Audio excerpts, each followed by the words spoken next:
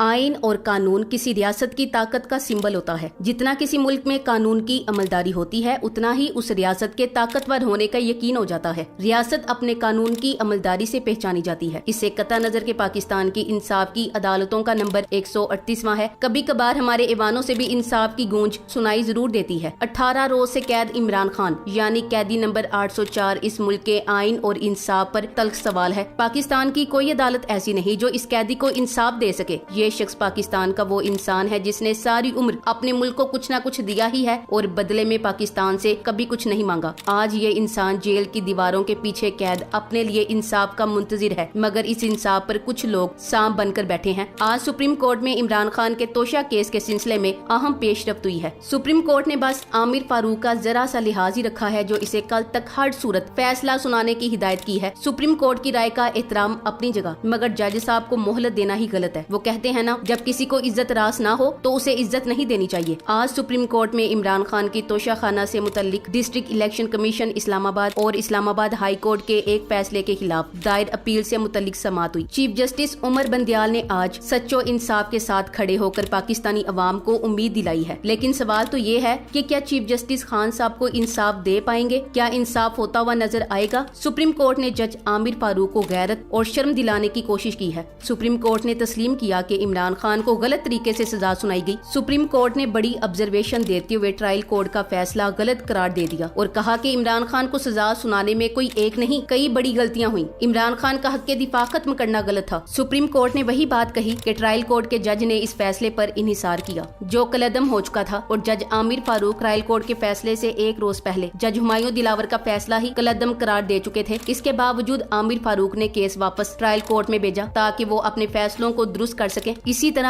आज supreme court ने जज आमिर फारूक को दोबारा मौका दिया है कि वो अपने आप पर आखिरी बार नजरसानी कर लें, केस का फैसला दें, वरना कल सुप्रीम कोर्ट खुद फैसला देगी। और कभी उम्मीद है कि कल तोशा खाना में इमरान खान को दी गई नाजायज सजा मुअत्तल हो जाएगी। इमरान खान अल्लाह के हुक्म से आजाद होने जा रहे हैं। सुप्रीम कोर्ट ने बहुत अहम रिमार्क्स देते हुए कहा कि हम इस्लामाबाद हाई कोर्ट से कहते हैं कि कल आपकी दरखास्त सुने, इसके बाद आप दिन 1 बजे हमारे पास आ जाएं, फिर हम सुनेंगे। आज की समाअत के सबसे जबरदस्त रिमार्क्स जस्टिस मज़ाहर अली अकबर नकवी के थे। इन्होंने खासा बरहमी का मुजाहरा करते हुए कहा कि क्या मुल्क की किसी और अदालत में ये सब होता है जो जज हुमायूं दिलावर की अदालत में हुआ? जस्टिस मज़ाहर अली अकबर नकवी ने जज हुमायूं दिलावर पर बड़े सवालात उठाते हुए कहा कि मुल्क की किसी भी अदालत में क्रिमिनल केस में मुल्जिम को हक के दिफा के बगैर केस का फैसला नहीं होता। तोशा खाना केस के फैसले की इतनी जल्दी क्या थी? जस्टिस मज़ाहर अली अकबर के रिमार्क्स ने इस वक्त पीडीएम की सफों में आग लगा दी है। जस्टिस मज़ाहर नकवी ने इमरान खान के वकला से पूछा, क्या आपने कानूनी हैसियत को चैलेंज नहीं किया? लतीफ खूसा ने जवाब दिया कि हमने कानूनी हैसियत को भी चैलेंज किया हुआ है। जस्टिस मज़ाहर नकवी पूरे केस को बच्चों के कागज वाले जहाज की तरह कमरे अदालत में उड़ाते रहे। चीफ जस्टिस उमर अता बंदियाल का लतीफ खूसा से दिलचस्प मुकालमा हुआ। लतीफ खूसा ने कहा, जज फैसला करके लंदन रवाना हो गए। जस्टिस जमाल खान मंदुखेल ने कहा, आपको एतराज जज पर था या केस रिमांड करने पर था? लतीफ खूसा ने जवाब दिया, हमारे एतराजात समाअत पर हैं। सुप्रीम कोर्ट ने भी वापस हाई कोर्ट भेज दिया। सुप्रीम कोर्ट हमारे एतराजात को सुनकर फैसला करे। जस्टिस जमाल खान मंदुखेल ने पूछा, आप हाई कोर्ट के फोरम को क्यों जाया कर रहे हैं? लतीफ खूसा ने कहा, हाई कोर्ट का फोरम जाया होता है तो होने दें, हम ख्वार हो रहे हैं। चीफ जस्टिस ने कहा, आप जज्बाती होने की बजाय कानून के मुताबिक दलाइल दें। सुप्रीम कोर्ट ने कहा, ये तमाम एतराजात अपील में उठाते। लतीफ खूसा, हमने एतराजात उठाए थे, इसके बावजूद केस ट्रायल कोर्ट भेज दिया आमिर फारूक ने। अब अगर यहाँ से सुप्रीम कोर्ट वापस केस इस्लामाबाद हाई कोर्ट भेजती है तो दोनों में कोई फर्क नहीं होगा। सुप्रीम कोर्ट का कहना है कि गलतियों के बावजूद आज ट्रायल कोर्ट के फैसले में मुदाखलत नहीं करेंगे। ट्रायल कोर्ट ने अपने फैसले में गलतियां की हैं। अगर कल हाई कोर्ट में कुछ ना हुआ तो कल दिन 1 बजे सुप्रीम कोर्ट फैसला करेगी। अली एजाज भट्टर ने आज की इस अहम समाअत के बारे में बताया कि अल्हम्दुलिल्लाह supreme court of Pakistan तोशा case की हमारी अपील में हमारी तमाम बातें तस्लीम की कि वाकई इमरान खान साहब को फेयर ट्रायल का मौका नहीं दिया गया और इंसाफ के तकाजे पूरे नहीं किए। हमारे सारे कानूनी निकात तस्लीम किए गए और इस्लामाबाद हाई कोर्ट को हुक्म दिया कि कल सजा मुअत्तली पर फैसला दे और खुद भी सुप्रीम कोर्ट कल इस केस की 2 बजे समाअत करेगी। इंशाअल्लाह कल दोनों अदालतों से हक का फैसला आएगा। कल हाई कोर्ट फैसला हक में दे या खिलाफ, इसका एक फायदा ये होगा कि फिर दोबारा सुप्रीम जाया जा सकता है। अल्लाह ने चाहा तो न्याजी सुरखरू होगा।